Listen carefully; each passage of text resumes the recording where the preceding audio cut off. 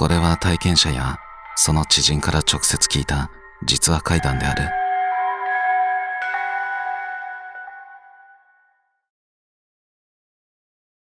あなたの家には代々伝わる不思議な現象のようなものはありますか？ 40 代の女性 M さんの家には決まった状況で必ず起こる不思議な現象があるそうです。それではお聞きください。本人が来る。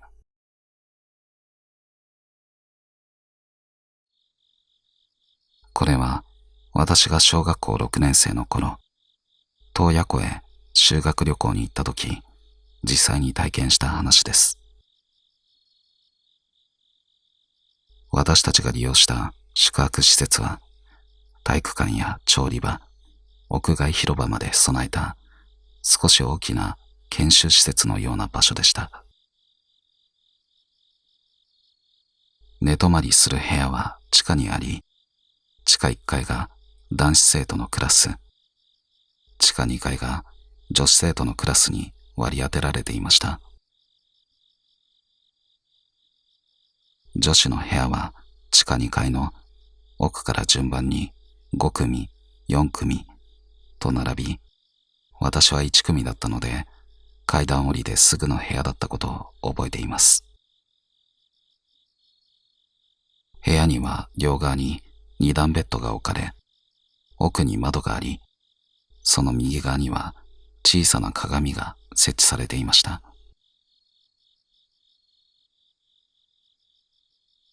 修学旅行1日目の夜、皆で自由に過ごす時間が設けられ、最初はどの部屋も静かだったんですが、次第に廊下の方からギャーという騒ぎ声が聞こえてくるようになりました。何事かと部屋の扉を開けて出てみると、隣の部屋の友人たちが興奮した様子で駆け寄ってきます。ねえ、聞いて。誰かが部屋の扉をコンコンって叩くのに、開けたら誰もいないらしいの。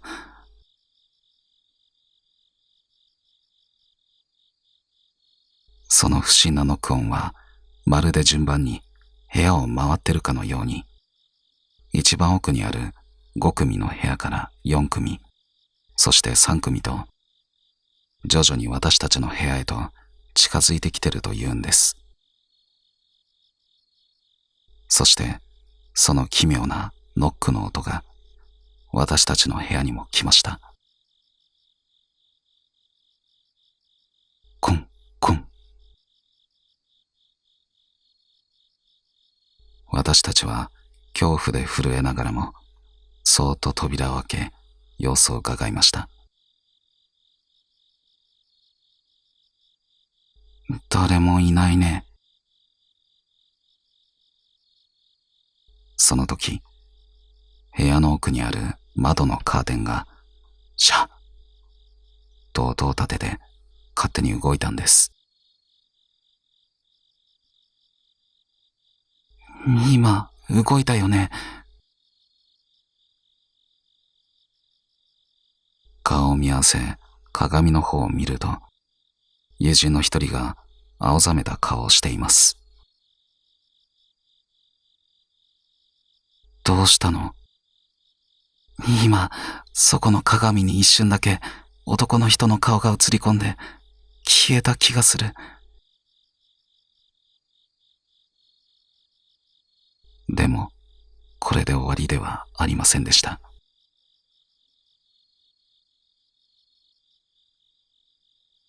コン、コン。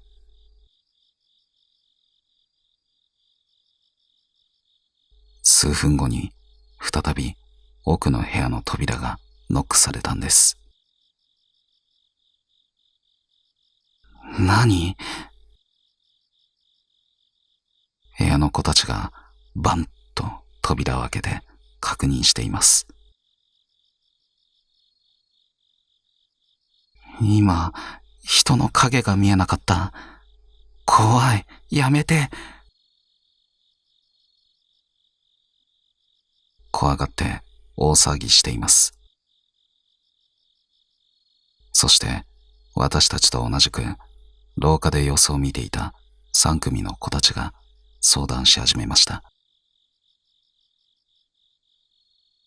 なんなの？どうなってんのこれ。このままドア開けとく？怖くない？彼女たちがそんな会話をしていると、コンコン。3組の子たちと私たちが見ている目の前で扉がノックされたんです。もちろんその場にノックしたような人は誰もいません。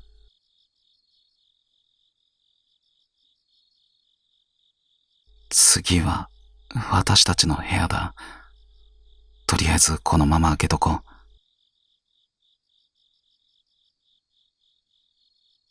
う。どうせノックされるなら開けとくか。そんな気持ちで待っていたんですが、いつまで経っても音は鳴りません。シャッ。やっぱりカーテンが動いてるよね。そんな話をしていると、今度は鏡にスッと男性の顔が映り込んだんです。でも、はっとした瞬間、その顔は消え去っていました。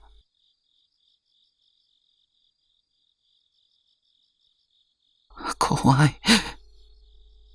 もう寝よう。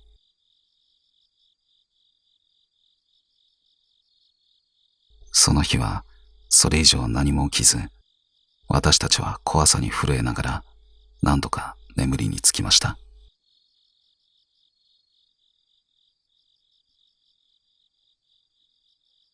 翌朝、他のクラスの女子生徒に聞いても、やはり奥の部屋から順番にノックされ、カーテンが動いたり、鏡に顔が映ったり、同じような現象が起こっていたようです。女子がいる地下2階にだけこの奇妙な現象が起き、男子生徒の階では何もなかったようです。そして私は家に帰るバスの中で、もしかしたら昨日のあの現象は私が原因かもしれない。ふとそう思ったんです。実は私の父方の親族には昔からある不思議な現象が起こることがありました。それは誰かが亡くなると本人が挨拶に来るというものです。最初に体験したのは小学校1年生の時でした。自宅の電話が鳴って私の母が取ったんですが、様子がおかしかったんです。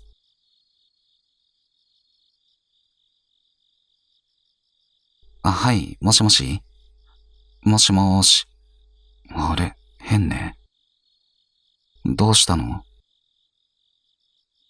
おかしいわ。何も言わないし、すごく音遠い感じがするんだよね。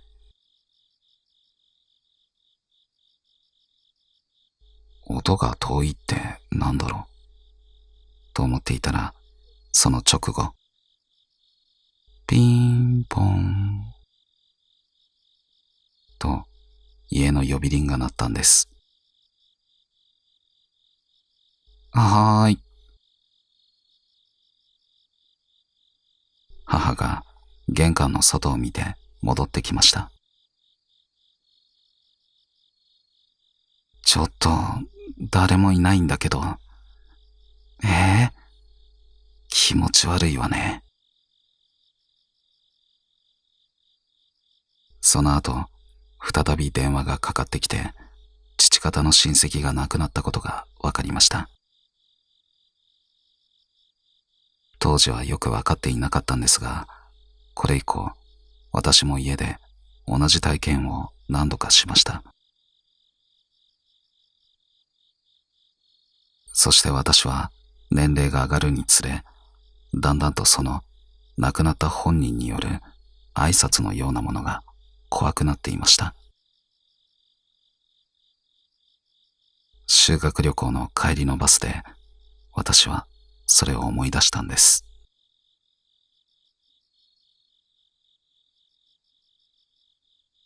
自宅に着いた私を待っていたのは母の悲しげな顔でした。実はおじさんがね、私の父方の親戚であるおじが亡くなっていました。旅行に行く前からおじは入院していて、もしかしたら危ないかもと聞かされていました。私のことをとても可愛がってくれていたのもあり、私が修学旅行に行かないでここにいるよと言うと、おじは拒否しました。いやいや、楽しんでおいでよ。わかった。じゃあ、お土産買ってくるね。それが最後の会話になってしまったんです。亡くなった後、わざわざ洞爺湖まで会いに来てくれたのかも。いつもは怖かった亡くなった方の挨拶でしたが、この時は温かい気持ちになり、忘れられない思い出となりました。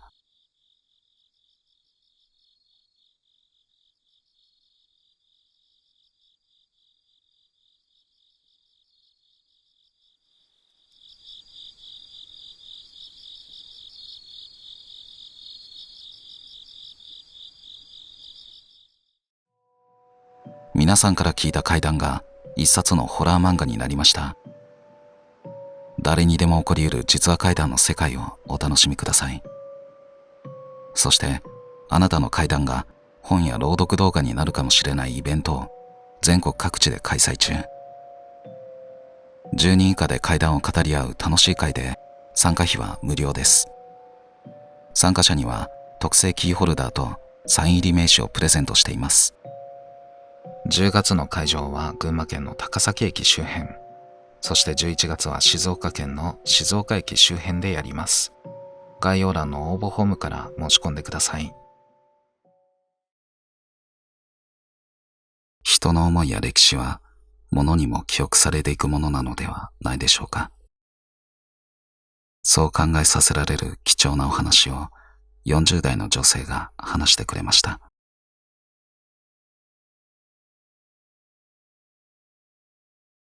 戦前の着物。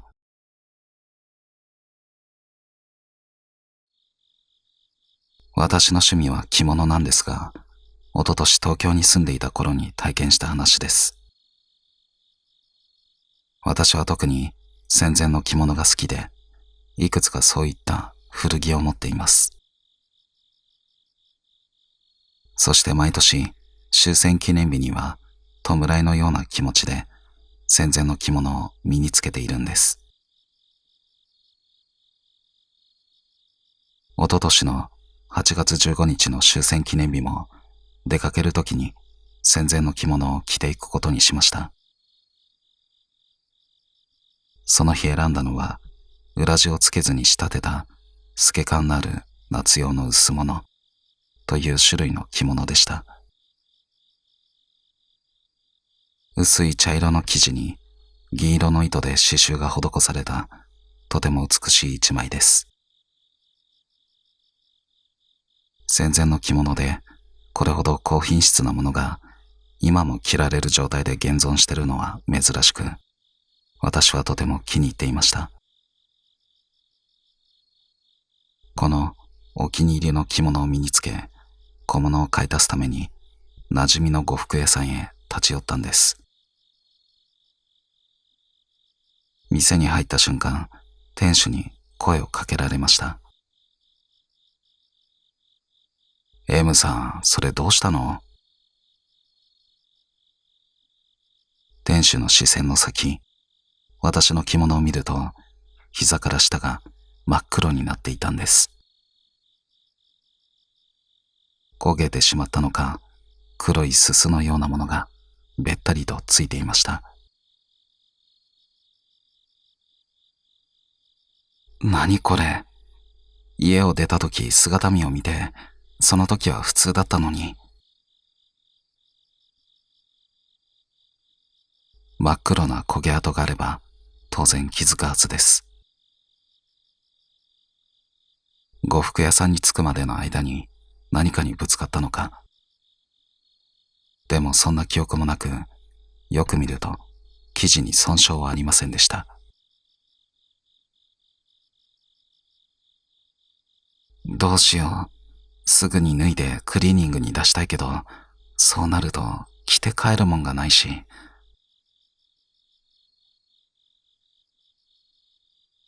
店主も店のスタッフも心配そうに見ています。私はどうすることもできず、すみません。ちょっとわからないんですけど、今日はこのまま帰ります。と告げ、早々に店を後にしました。自宅に着き、すぐに着物を脱いで、焦げ跡を確認しようと広げた、その時です。あれほどべったりとついていた、あの真っ黒な焦げ跡のようなものが、跡形もなく消えていました。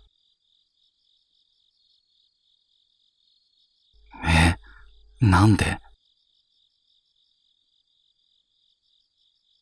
私は朝、着物を着て出かける前に、その日のコーディネートを記録するため、全身写真をスマートフォンで撮っていました。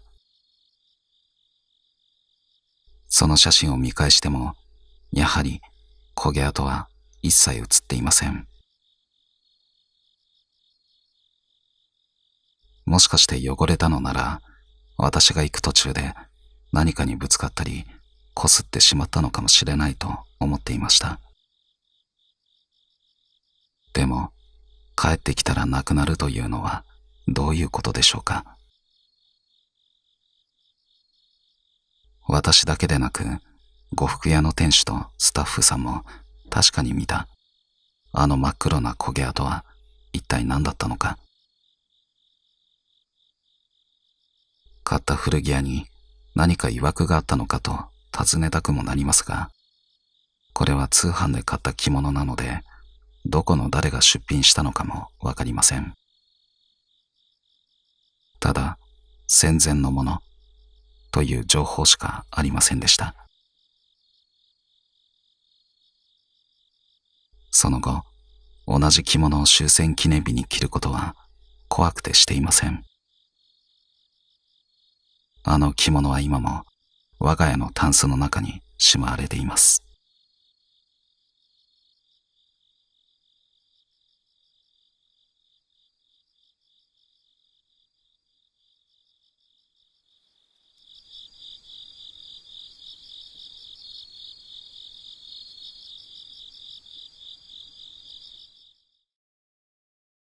人の形をしている人形というものには古くから魂が宿りやすいと言われています。中でもこの話は本当に何かが宿っていないと説明がつかないのではないか、そう思わせられる話となっています。お聞きください。波人帰りたい。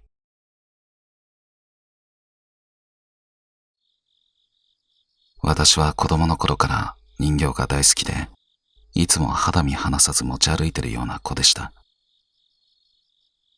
これはそんな私がおばから譲り受けたメルちゃん人形にまつわる奇妙でゾーッとするお話です。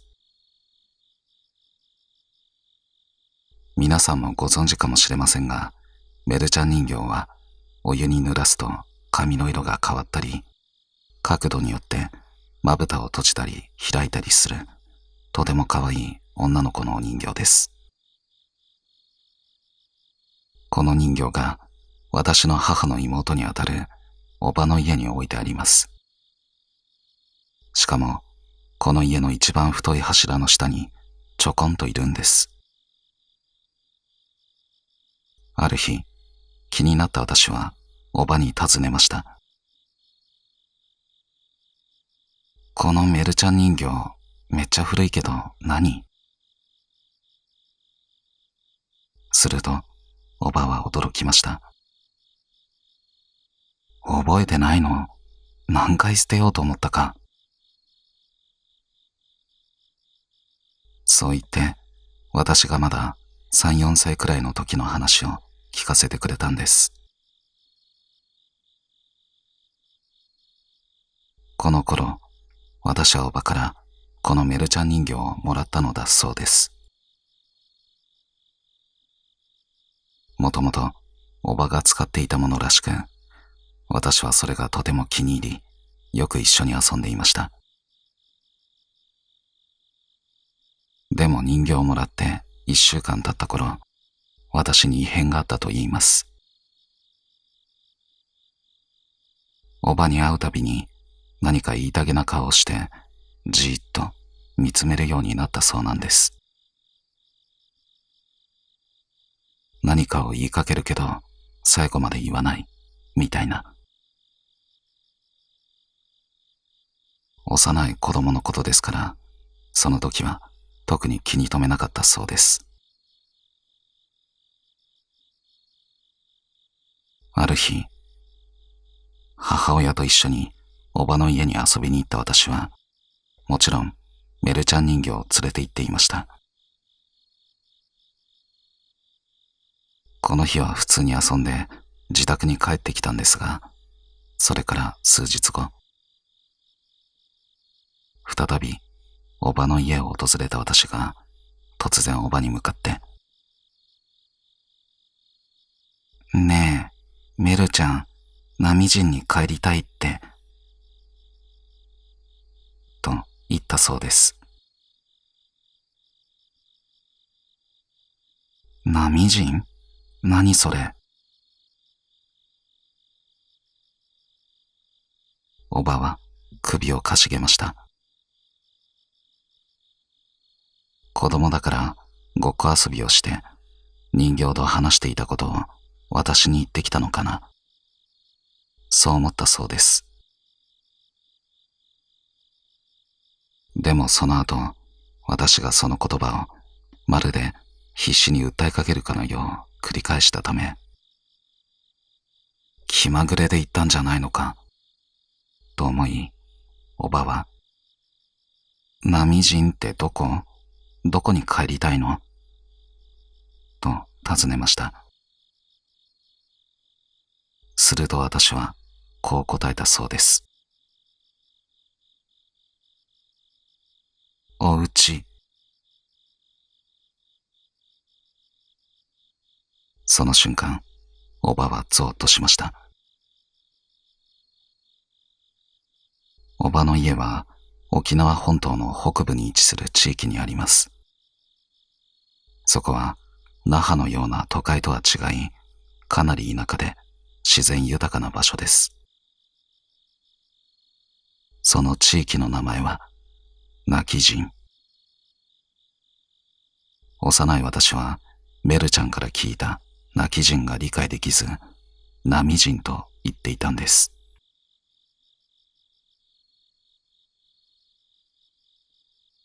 メルちゃんが泣き人に帰りたがってる。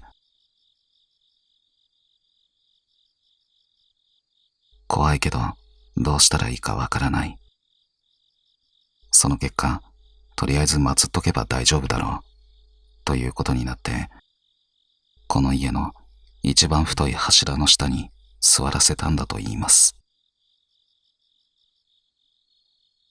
おばは反対したんですが、一緒に住む家族がそうしたそうです。私はその当時の記憶が全くありません。でも今もおばの家には古びたメルちゃん人形が飾ってあります。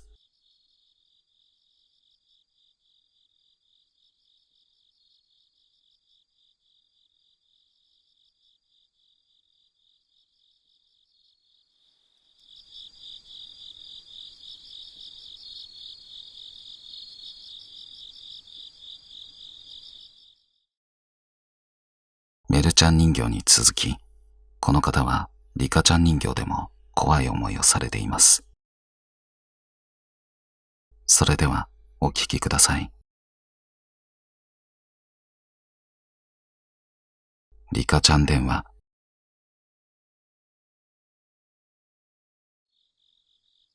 これは私が小学校3年生の頃に体験したリカちゃん人形にまつわる話です。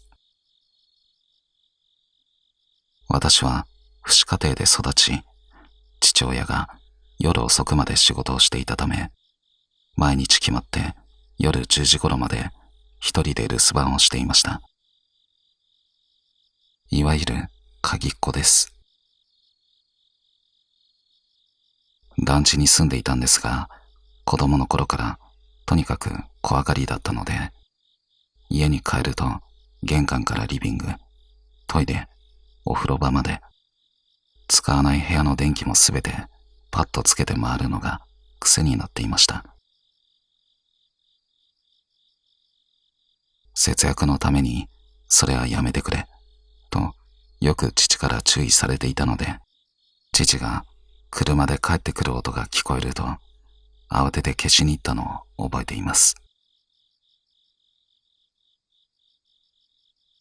小学3年生というと、普通はお人形遊びを卒業する頃かもしれませんが、私はまだリカちゃん人形が大好きで遊んでいました。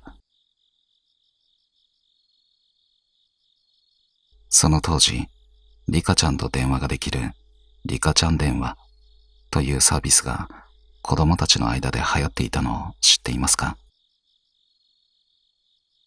リカちゃん人形が入っていた商品の箱に電話番号が書いてあって、実際に電話をかけるとリカちゃんの声で、もしもし、私リカよ。小学校5年生の女の子よ。などと一方的に話しかけてくるものです。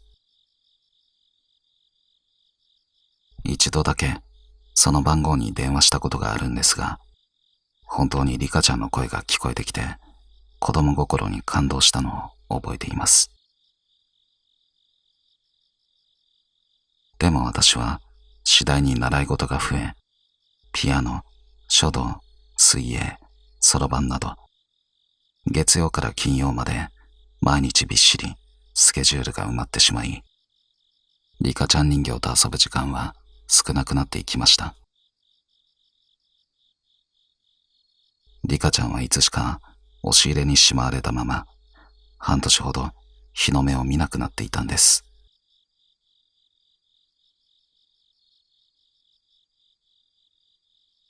ある日のこと、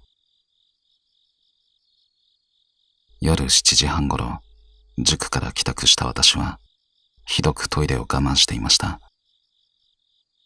もう漏れそうなくらいの緊急事態です。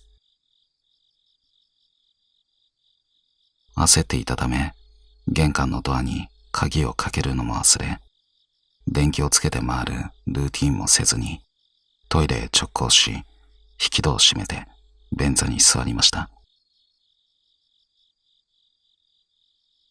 用を足し終える頃、ふぅと息をついたその時です。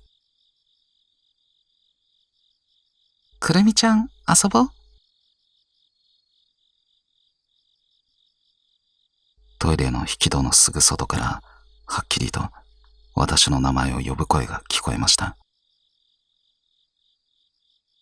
それは以前、リカちゃん電話で聞いたあのリカちゃん人形の少し縁起がかった機械っぽい声に聞こえました。友達が私を誘いに来たような自然な声ではありません。え？何？怖がりの私は自分の心臓の音をかき消すように必死で別のことを考えようとしました。でも意識をそらそうとすればするほど、その場の音に意識がいってしまうんです。そして、くるみちゃん、遊ぼう。さっきと同じ声がはっきりと聞こえました。やばい。気のせい。絶対に気のせい。くるみちゃん、遊ぼう。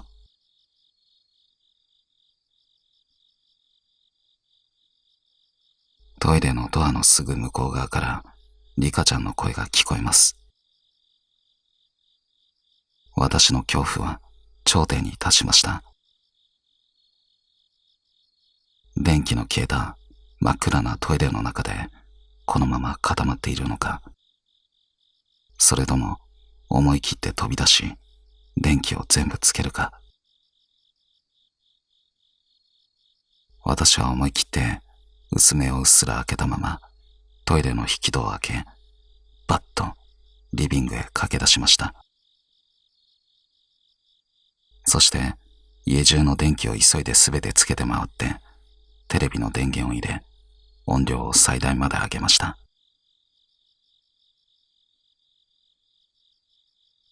今日はもうお父さんに怒られてもいいや。そう思いながらリカちゃん人形をしまっている押し入れがある部屋の扉はきっちりと閉めて、そこから父親が帰ってくるまでの約1時間、私はリビングでテレビに集中しました。テレビの画面以外何も見ないようにしたんです。幸いリカちゃんの声が再び聞こえることはなく、それ以降もおかしなことは起こりませんでした。あれから15年以上経ちますが、あの夜以来、私は怖くてリカちゃんに一度も会っていません。押し入れの奥に箱ごとしまわれたまま、今もそこにいるはずです。その団地には現在、父が一人で住んでいます。先日、父に、そろそろお前の荷物整理しに来い、と言われたので、そのリカちゃん人形のことを思い切って話しました。そしてお願いしたんです。そのリカちゃん人形捨ててくれない？しかし父からは、やだよ。そんな話聞かされて俺が捨てられるわけないだろう。と断られてしまいました。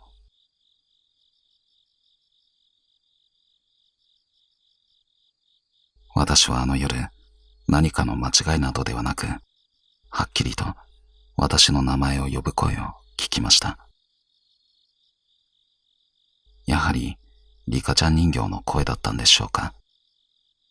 それとも、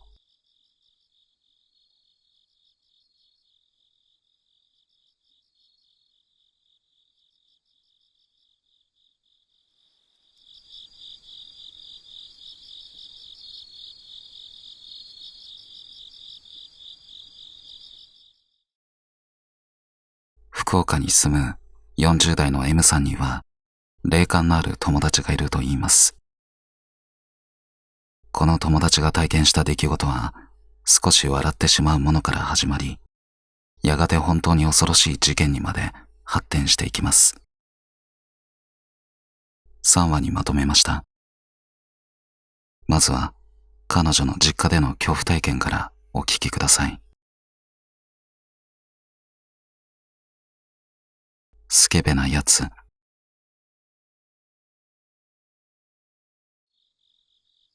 私の友人に霊感のある女の子がいます。M ちゃんと言うんですが、これは福岡県福岡市にある彼女の実家にまつわる話です。M ちゃん曰くこの家は玄関が鬼門だからいろいろ良くないものが出るとのことでした。鬼門とは本来家の出入り口にしてはいけない方角を指します。人の家に対してこういうのも失礼だとは思うんですが、霊感が全くない私でもなんとなく嫌な雰囲気だなと感じる場所でした。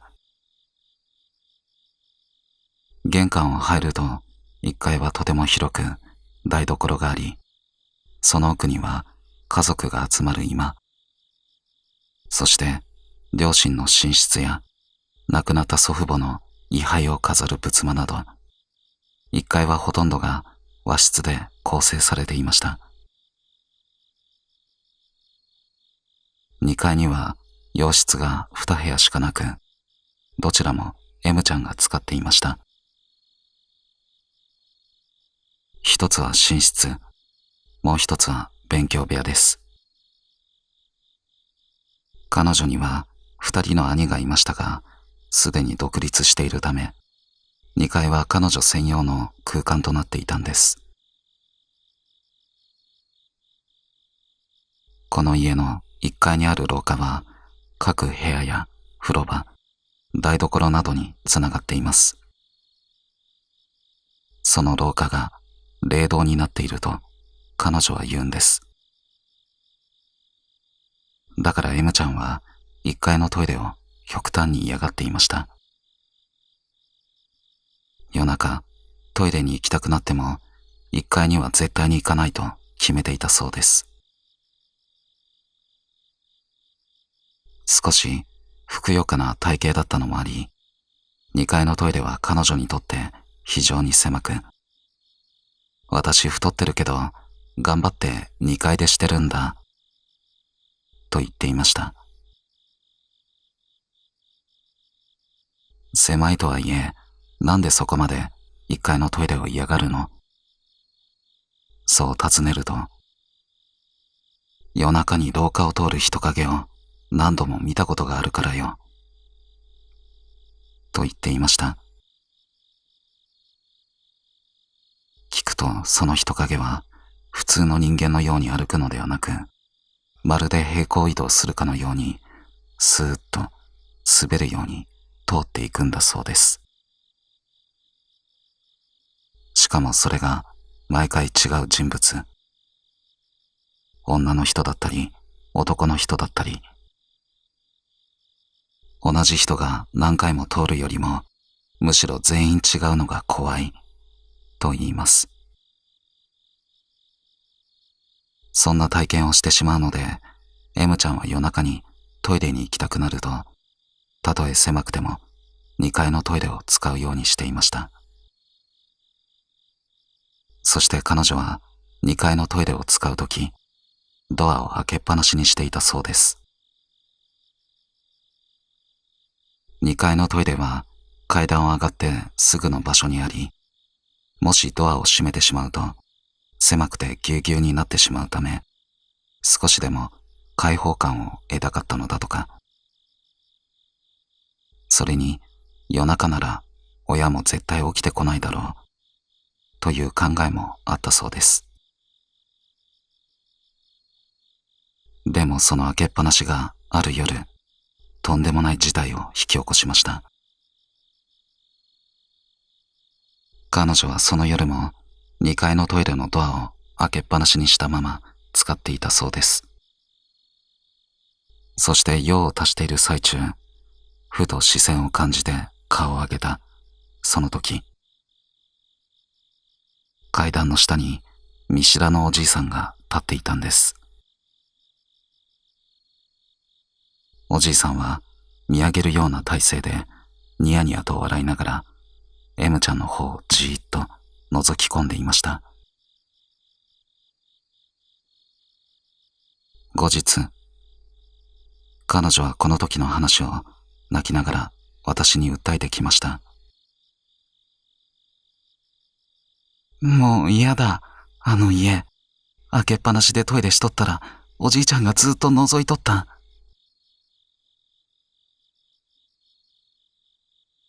例にもそんなスケベな奴がいるのかと、私はゾーッとするような、少し笑ってしまうような複雑な感情になりました。この一件以来、M ちゃんは2階の狭いトイレも開けっぱなしにできなくなり、その家を一日でも早く出たいと強く願うようになったそうです。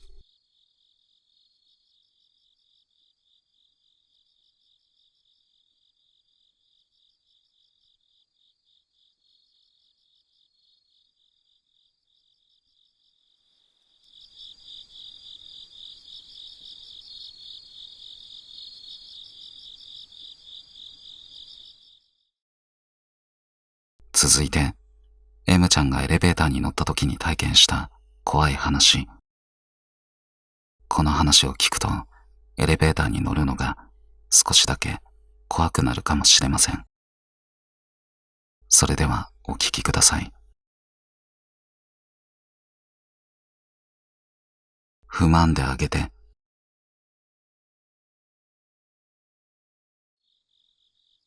M ちゃんは福岡県のある大きな古い団地に住む友人カップルの家へよく遊びに行っていました。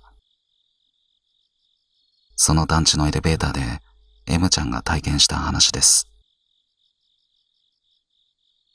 このエレベーターはとても古い作りで、階数のボタンが丸く飛び出していて、押すとガッコンと大きな音がします。さらに、うーんといううなり声のような不気味な音を立てて動くから、壊れそうで乗るのが怖いほどでした。M ちゃんに誘われ、私もその友人カップルの団地へ何度か飲みに行ったことはあります。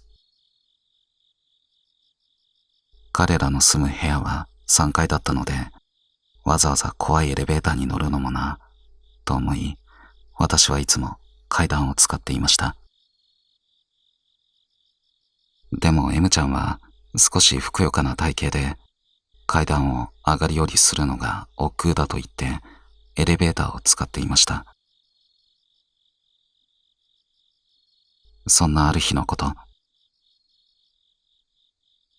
M ちゃんがいつも通り友人カップルの部屋へ遊びに行こうと一人でエレベーターに乗り込んだそうです。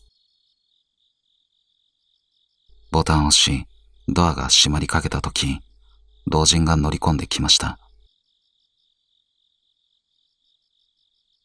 何階ですか？そう尋ねても、後ろにいるおじいさんは質問に答えず、こう言ったそうです。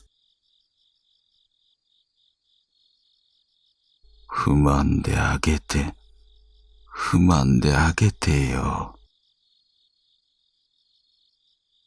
え？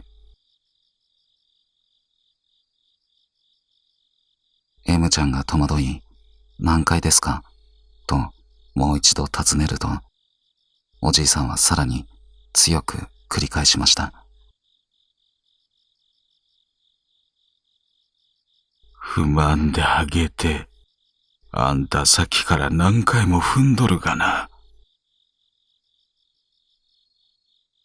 何言ってんだ、この人。少しイラッとして振り返ると、おじいさんはエレベーターの壁の方を向いていて、背中しか見えなかったんです。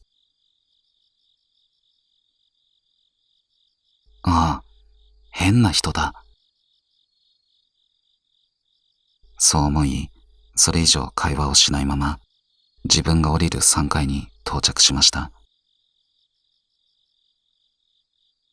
気分が悪いので、降りる時にもう一度振り返って、おじいさんを確認すると、やはりさっきと同じ位置、エレベーターの一番奥の壁に向かって立っていて、こちらには背を向けていました。何この人、変なの。そう思った瞬間、閉まりかけようとしているドアの隙間から恐ろしいものを目にしてしまいました。エレベーターの床に女の子の頭が半分だけ埋まっていたんです。あまりの出来事に慌ててエレベーターから離れました。そこで初めて理解したんです。おじいさんは女の子の頭を踏まないように踏まんであげてと言っていたんだと。その後気になってエレベーターの回数表示を見ていると6階で止まったので、おじいさんは普通の人間なのかと思ったと言います。M ちゃんはすぐにその話を友人カップルにしました。すると彼氏の方が驚いて口を開いたんです。今まで酔っ払ってたからだと思ってたけど、俺も見たことある。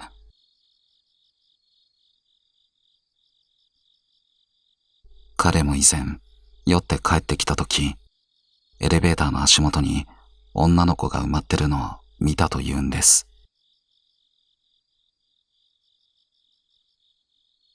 なんか踏んだ気がして、見たら女の子がいたけど、酔ってたから自分が寝ぼけてんのかと思ってた。それを聞いた彼女は、気持ち悪い。もうエレベーター乗れない。と泣きそうな顔をしていて、彼氏は、早く引っ越さなきゃね。そう言って慰めていたそうです。後からこの話を聞いた私は、もう絶対にあの団地には行かない、と強く心に誓いました。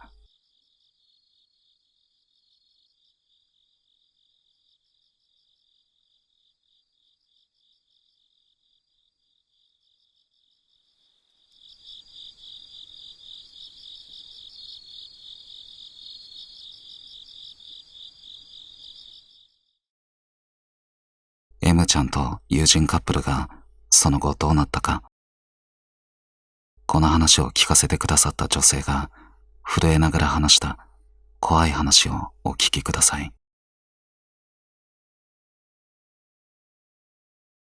団地に関わった3人。そういえば最近あの団地には行ってないの？私が団地に近づいていないとはいえ、M ちゃんからもあの団地やカップルについての話を聞かなくなっていたある日、気になった私は M ちゃんに尋ねました。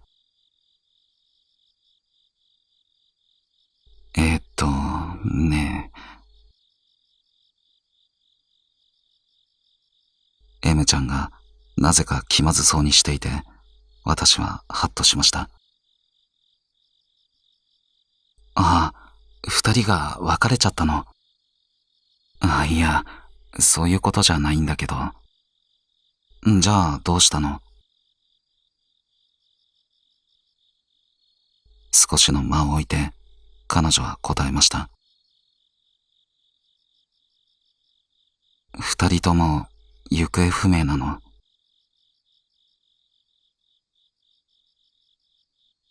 二人は団地から引っ越したそうなんですが、その後の消息が全くつかめていないというんです。携帯に電話をかけても、おかけになった電話番号は現在使われておりません。というアナウンスが流れるばかり。M ちゃんは友人カップルの特に彼女と親しく、実家も知っています。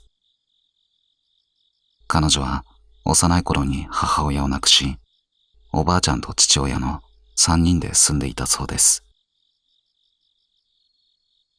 心配した M ちゃんが実家に連絡すると、おばあちゃんが出てこう言いました。帰ってこんのよ。連絡も取れんし。私たちは何が起こったのかわからず困り果てていました。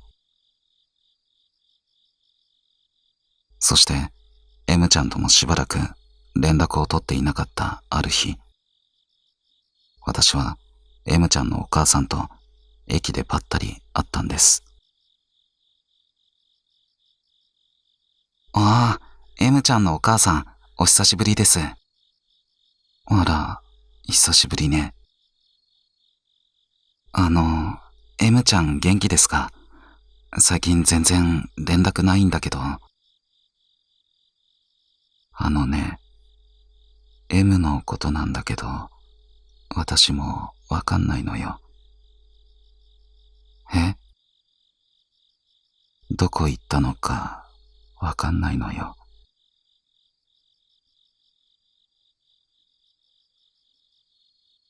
M ちゃんも失踪したんです。警察に届けは出したんですか？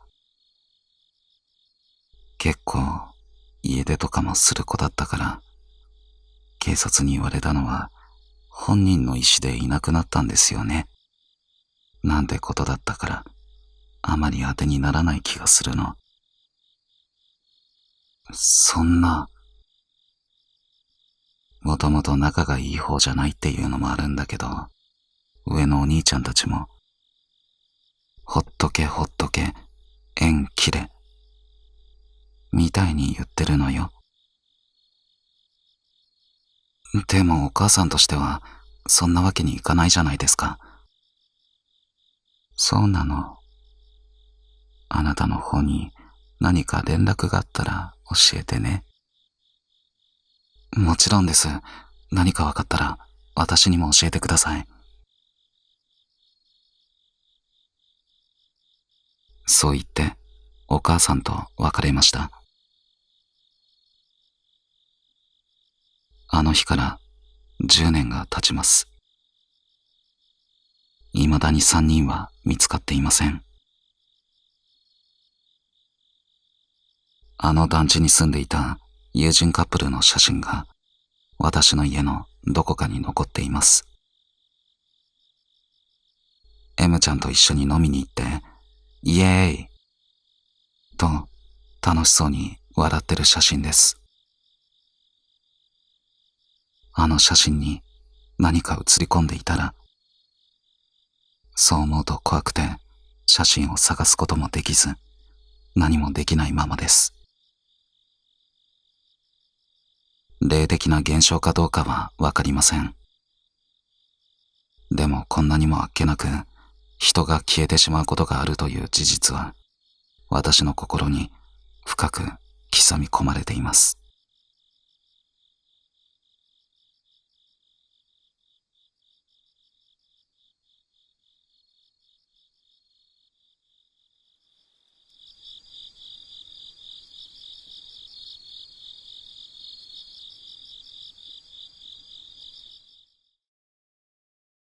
不思議で説明しようがない話というのはこの世にたくさんあります。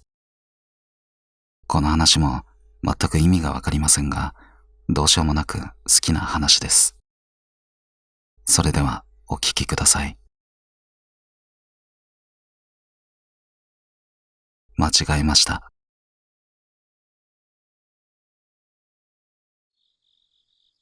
これは私が体験した中で怖さよりも不思議さやどこか間の抜けたような印象が強い、そんな話です。私が高校生くらいの頃でした。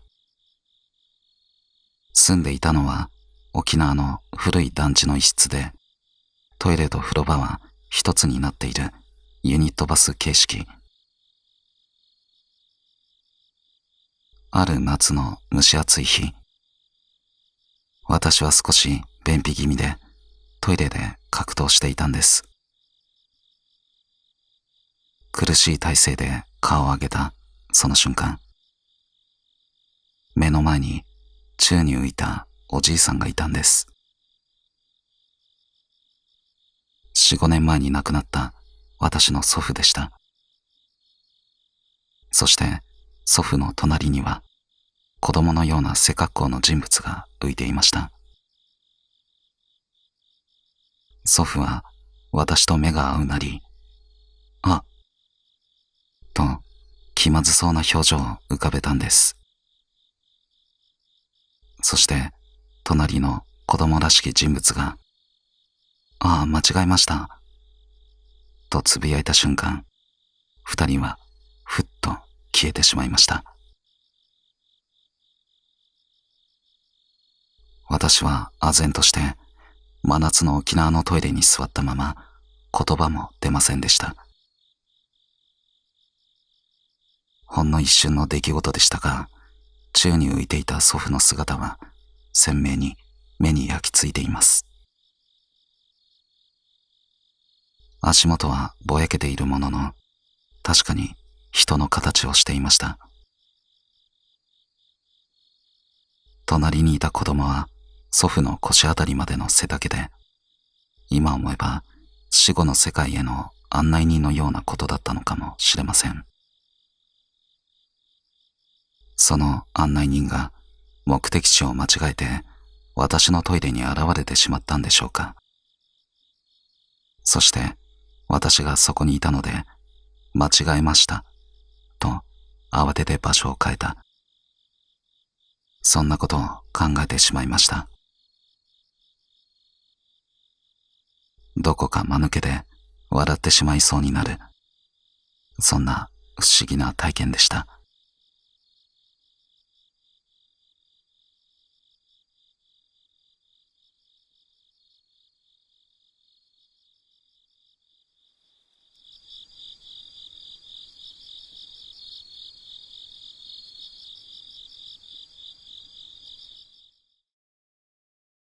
都会には怖いことがたくさんある。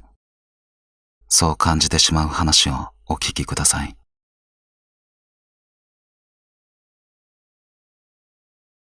ペタペタ。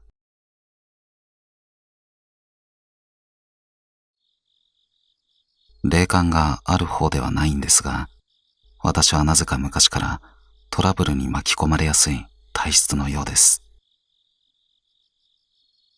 これは、そんな私が20歳の頃、東京の専門学校に通いながら、千葉県船橋市で一人暮らしをしていた時に体験した奇妙でとても恐ろしかった話です。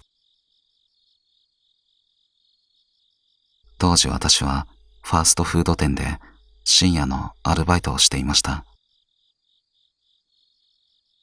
その日も日付が変わる深夜12時にバイトが終わる予定だったんですが、次にシフトに入るはずの人が急遽ドタキャンしてしまったんです。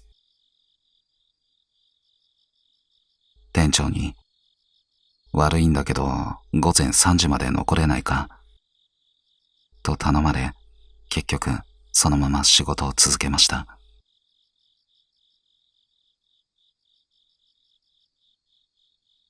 午前3時、ようやくバイトが終わり店を出ました。終電はもうありません。タクシーで帰ると高くつくので、仕方なく約40分かけて家まで歩いて帰ることにしたんです。当時私はかなりのヘビースモーカーだったので、まずコンビニに寄ってタバコと缶チューハイを買いました。タバコに火をつけ夜道を歩いていたその時です。ペタペタペタペタ。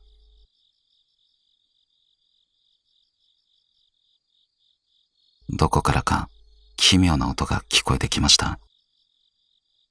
なんだろう、この音は。ペタペタ。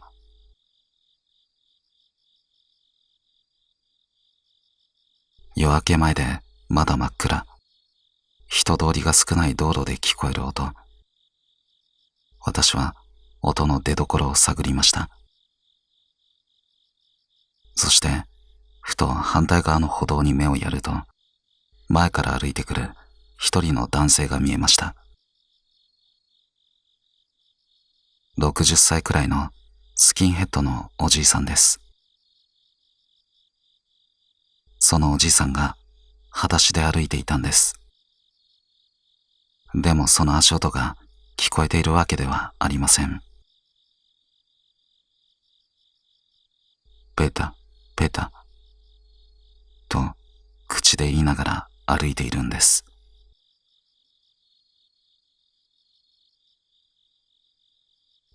うわぁ、都会は怖いな。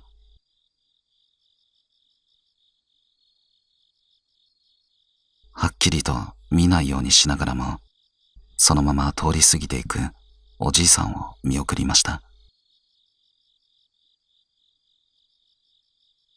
都会はこういう人もいるんだな。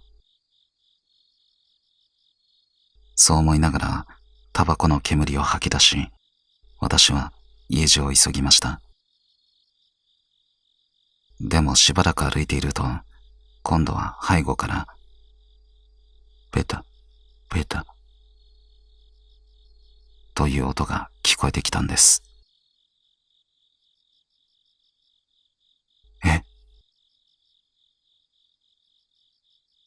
まさかと思い振り返ると、反対側の歩道を歩いていたはずのおじいさんが、私と同じ歩道に渡ってきていて、しかもすぐ後ろまで迫っていたんです。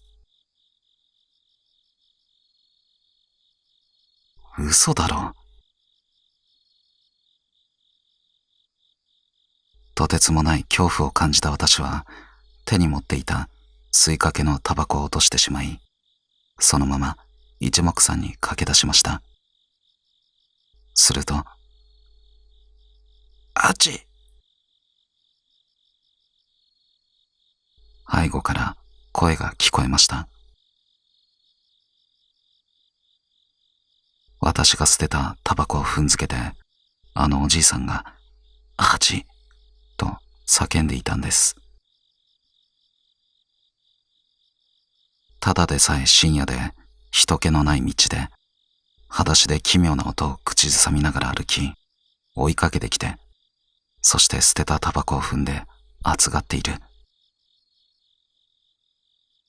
得体の知れない恐怖に私は包み込まれ、ひたすら走り、ようやく家にたどり着くと、すぐにベッドに丸まって身を潜めました。今話せば笑い話に聞こえるかもしれませんが、あの時の私は本当に底知れない恐怖を感じました。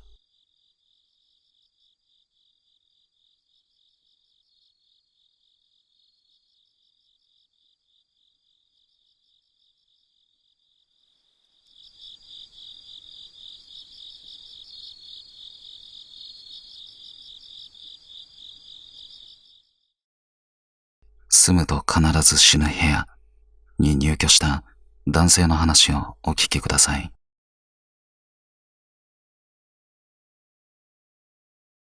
住むと必ず死ぬ部屋。私は東北出身なんですが、大学時代は関東の学校に通っていました。後に弟も同じく関東の大学に通うことになり、二人で一緒に住むための部屋を探すことになったんです。ですが私は持病を抱えていたこともあり、部屋探しは弟に任せきりでした。そんなある日、弟が興奮した様子で連絡をしてきたんです。すごいいい部屋見つけたわ。期待して行ってみると、そこはある駅からバスで5分ほどの場所に位置するごく普通のマンションでした。6階建ての3階に位置する部屋で、日当たり良好、3LDK の角部屋。分譲マンションの貸し出しで、作りもしっかりしていて、当時は築年数も浅かったと思います。何より驚いたのは家賃でした。本来この条件の物件だと、当時でも家賃は軽く10万円を超えるはず。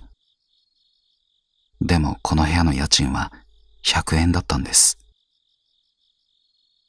いわゆる事故物件でした。不動産屋に何が起きた物件なのか尋ねると、とんでもない話を聞かされました。なんと7回も人が亡くなる事件があったというんです。最初は女性が首を吊って亡くなったことから始まったそうです。2つ目はその部屋で練炭を使い自ら亡くなったおじいさんとおばあさん。3つ目は若い男女のカップルで女性が男性を刺殺したそうです。4つ目と5つ目の死因は聞いていませんが、確かに亡くなっていると聞きました。6つ目は当時私もニュースで見た記憶があった事件で、母親が子供2人を殺害して、その後に部屋で命を絶ったというものです。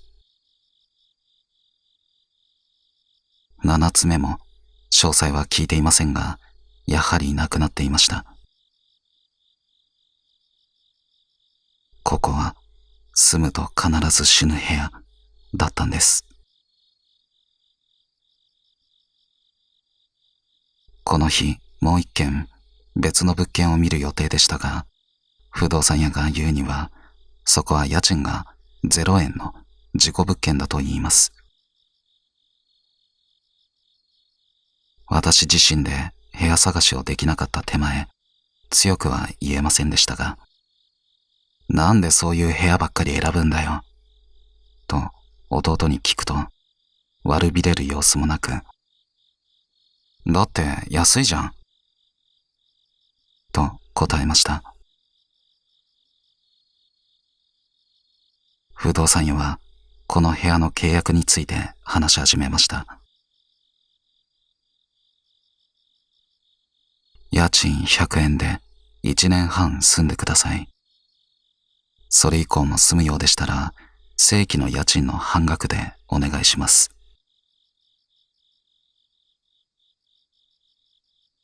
さらに不気味だったのは、この部屋の上下左右の部屋は誰も住んでいないという話でした。私は、ほら、安いのには理由があるんだよ、と弟を諭しましたが、まあ俺幽霊とか見えないし大丈夫だよ、と聞く耳を持ちません。結局私たちはその部屋に住むことになりました。そして部屋に住み始めた最初の夜、早速私は気味の悪い体験をすることとなったんです。リビングの横にある和室で寝ていると、突然首を絞められ目が覚めました。ゆっくり目を開けると、髪の長い女が私の首を絞めていたんです。苦しくて必死にもがくと右手だけ動いたので、私はその右手を振り上げ、無我夢中で殴りつけました。ぐにゃりと水枕のような感触があり、直後に体がふっと軽くなったので、消えるまで立て続けに殴り続け、気づくと朝になっていました。夢か現実かすぐにはわかりませんでした。そしてものすごくベタな展開なんですが、鏡を見たら首を絞めた手の跡がはっきりと残っていたんです。本当にこんなことってあるんだと感心したのを覚えています。ただその時は怖いというよりも、殴れたってことは次もやれるなと、なぜか変な自信につながりました。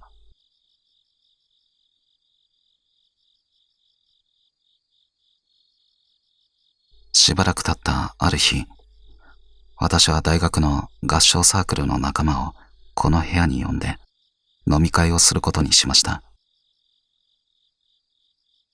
私を含め8人が集まったんですが、コップが足りず、友人1人を連れて急遽1階に入っていた100円ショップに走りました。コップを買い、雑談しながら戻っていると、部屋の前の廊下で6人が体育座りをしていたんです。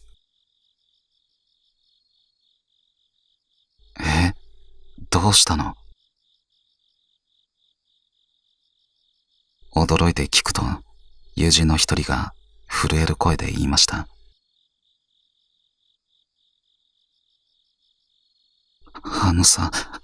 あの部屋って何なの？どういうこと？さっき俺たちがリビングにいたら、急にトイレから知らない女の人が出てきて、壁に消えていったんだけど。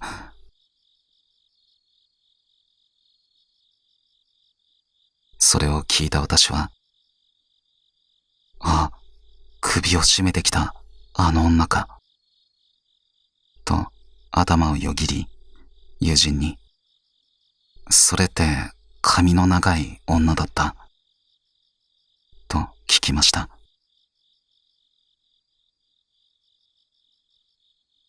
いや、短かった。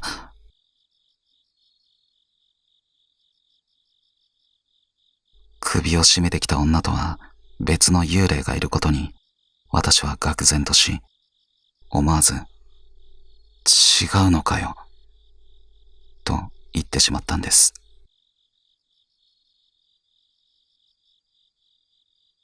違うって何？やっぱりなんかいんの？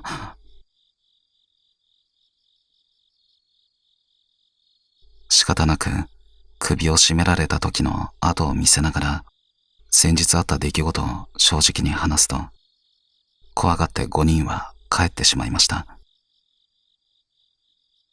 残ったのは私を含め3人。残った友人の一人は理学部だったこともあり、面白いじゃねえか、幽霊がいるのか実験してやろうぜ、と言い始めました。そして余ったコップでさっきの女の分の飲み物も用意してやろう、ということになったんです。お茶を入れたコップと酒を入れたコップの2つを女が現れたトイレがある廊下に出しておき、しばらく話していました。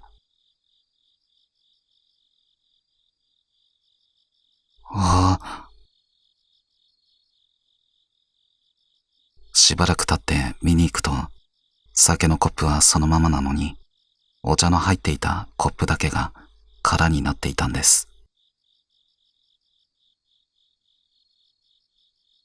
あの女は未成年だったのか、それとも酒が飲めないだけか。彼の実験魂に火がついたようで、今度はジュース、酒、お茶の3つのコップも試して、しばらくすると、やはりお茶のコップだけが空になっていました。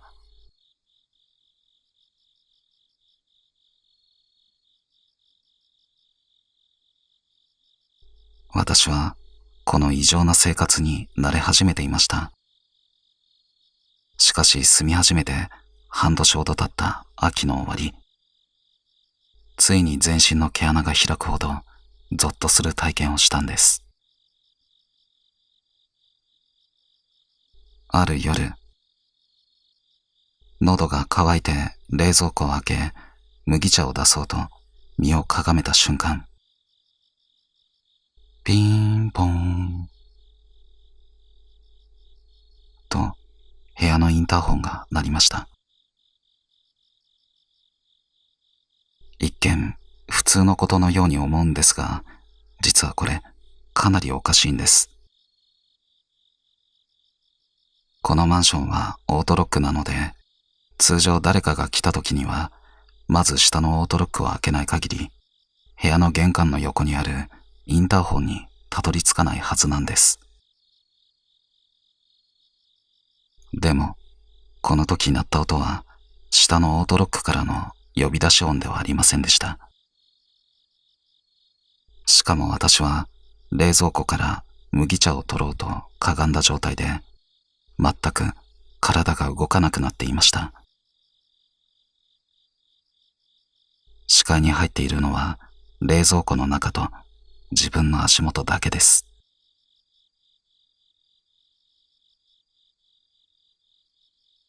誰だ？こ、こ、こ。夜分遅くに失礼いたします。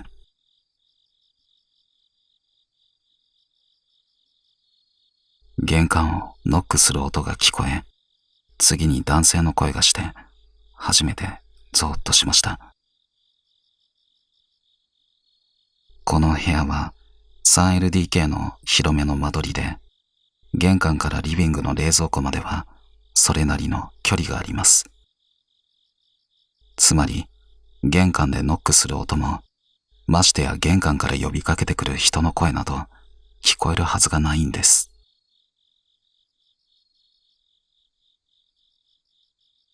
ピンポン。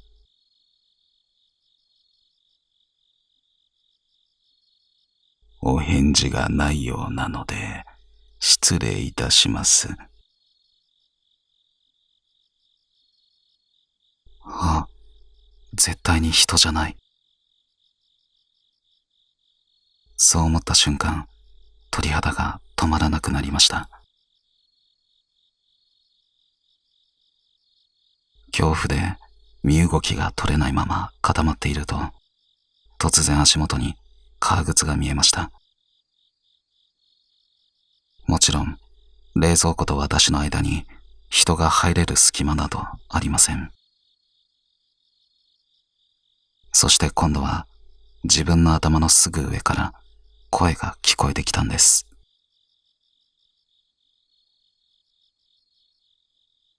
申し訳ありません。勝手に失礼いたしました。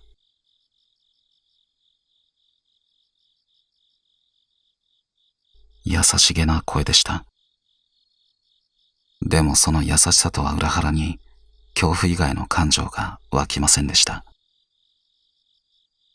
そして聞き取れなかった部分もありますが、こんなことを言われたのを覚えています。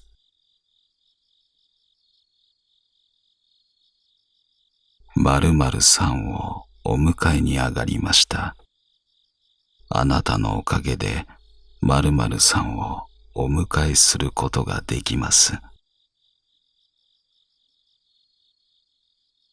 誰のことだ？私の知らない誰かを迎えに来たと言っています。では、失礼いたします。頭の上の声がそう言うと、革靴がすっと消えました。金縛りはまだ解けません。すると今度は信じられないことに、床の上を右から左へ長い髪の毛がズーッと引きずられていき、そのまま音もなくふっと消えました。その瞬間、金縛りが解け、体が動くようになったんです。目の前で起きたあまりの出来事に、しばらく全身の毛穴が開いたままでした。あの革靴の男性は死神のような存在だったんでしょうか。引っ越してきた初日に私を苦しめたあの髪の長い女を連れて行ったのかもしれません。優しい声なのに心臓がつかまれるような恐怖を感じた体験でした。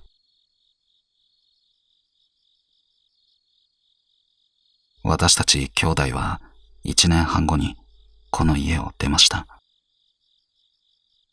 家賃が高くなると言われていたからです。でも、あの家を離れてしばらく経ったある日、不動産屋から電話がかかってきました。すみません。家賃100円でいいので、もう一回入居していただけませんか？私たちがあの部屋を出た後に住んだ方が、お風呂場で手首を切って亡くなったそうです。